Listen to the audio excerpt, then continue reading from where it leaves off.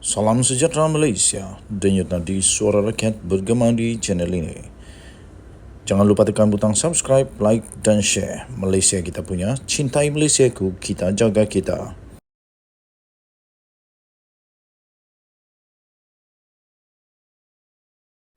Salam sejahtera Malaysia, denyut nadi suara rakyat bergema di channel ini. Terbaru, Datuk Seri Anwar Ibrahim mendakwa anak beranak Mahathir mendapat kontrak sebanyak 214.2 juta ringgit Malaysia. Datuk Seri Anwar Ibrahim membangkitkan isu pemberian kontrak untuk gentian optik sebanyak 214.2 juta ringgit yang telah diberikan kepada syarikat yang dikaitkan dengan bekas Perdana Menteri dan Menteri Keuangan iaitu Dr. Mahathir di dalam pembelaan terhadap saman fitnah terhadapnya. Dalam satu pernyataan pembelaan yang difailkan di Mahkamah Tinggi Shah Alam, melalui e-filing malam tadi, pengerusi PH itu bergantung kepada pembelaan justifikasi sedia untuk membuktikan dakwaan di mahkamah dengan menyebut iaitu antara lain pemberian kontrak kepada Opcom Kabel Sdn Bhd. Presiden PKR itu mendakwa anak sulung kepada Tun Mahathir, iaitu Mirzan Mahathir menjadi pengarah Opcom Cables iaitu daripada 1994 sehinggalah pada tahun 2021. Manakala anak kedua Mokzani menjadi pengarah dari tahun 2009 sehingga 2019. Manakala anak ketiganya iaitu Mukris menjadi pengarah dari tahun 1994 sehingga tahun 2019. Dan isteri kepada Mukris pula iaitu Norzeta Zakaria menjadi pengarah dari tahun 1995 sehingga tahun 2021. Mahathir adalah merupakan Perdana Menteri dan juga Menteri Pertahanan pada ketika kontrak itu diberikan. Mahathir menyaman Anwar berhubung dakwaan kononnya dia mengumpul kekayaan peribadi ketika menjadi Perdana Menteri. Menurut pernyataan pembelaan, Anwar yang juga adalah Presiden PKR beliau mendakwa selaku Perdana Menteri dan Menteri Keuangan pada masa itu plaintiff mengawal Menteri Keuangan yang diperbadankan MKD. MKD katanya memegang satu saham khas iaitu Golden Share yang membolehkan kerajaan untuk membuat keputusan penting dalam telekom, yang menjalankan rundingan terus dengan Opcom untuk bekalan gentian optik berkenaan. Katanya pada tempoh material tersebut Opcom Kabel telah dikawal oleh dan atau dimiliki oleh ahli-ahli keluarga plaintiff seperti yang dijelaskan dalam perenggan 61 di atas. Dalam kata lain, katanya lagi, ahli-ahli keluarga plaintiff mempunyai kepentingan yang amat besar dalam Opcom Cables.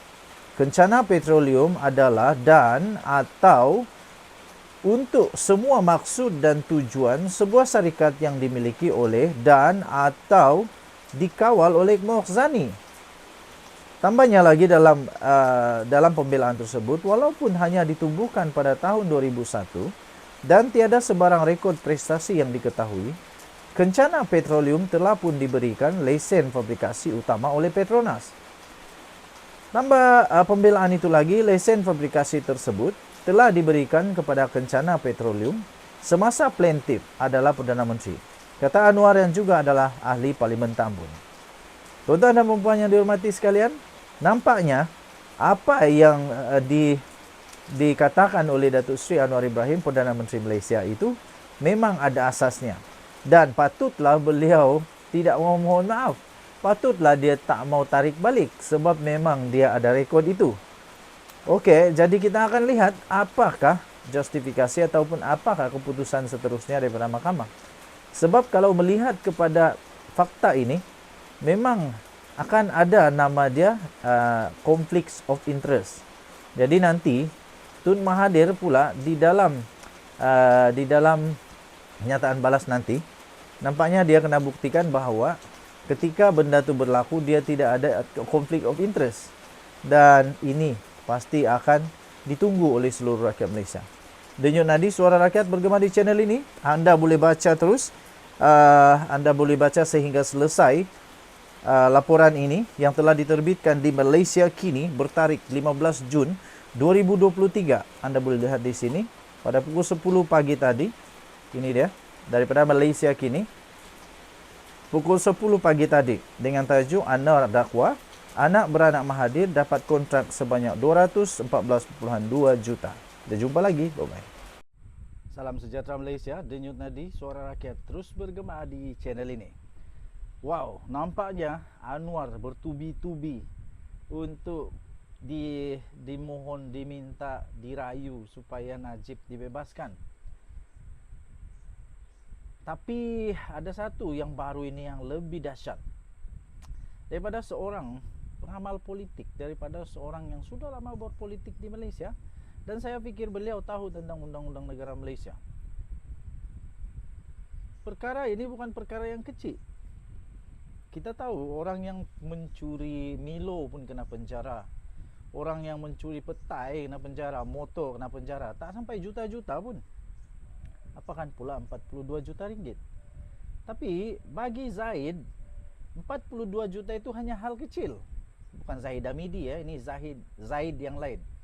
Dia kata 42 juta ringgit itu hal kecil. Zahid minta Anwar supaya bebaskan Najib. Saya kata tak payah. Kena adil lah, kena adil. Bagaimana mungkin boleh dia dibebaskan dengan 42 juta itu? Itu bukan hal kecil, ini hal besar.